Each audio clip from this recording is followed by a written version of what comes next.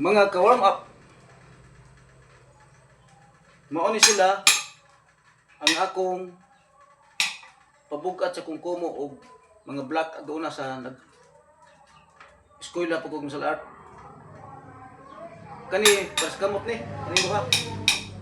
Tungod na sa kadugay panahon ano ko magamit, medyo nagguba na nagtangtang ng handle sa usa. Kani may para sa tiil ni, pabugat sa tiil.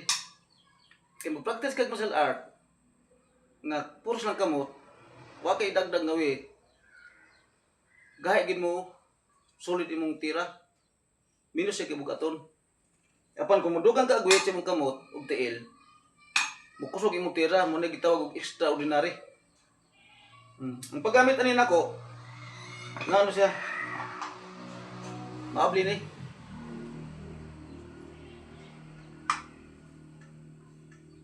Anilat.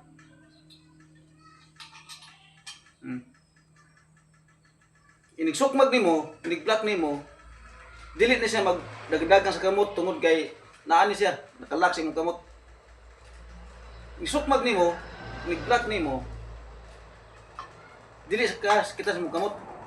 Mao ni ako ang mga gamit ako doon na. Mao na nga ang dila pa panghabog.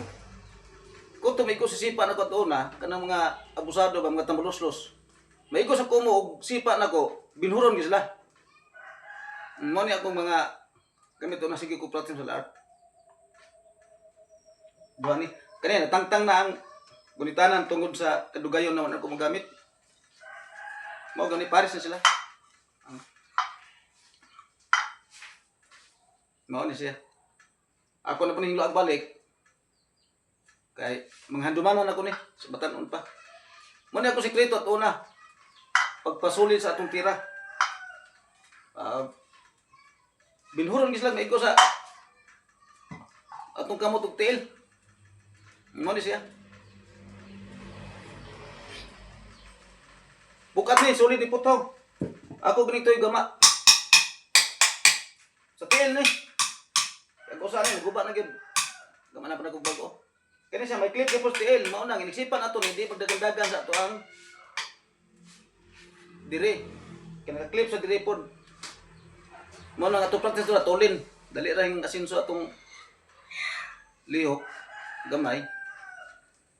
Tungod sa pabukat sa tunga kamot. Maro to sa akong panahon sa batan-on pa.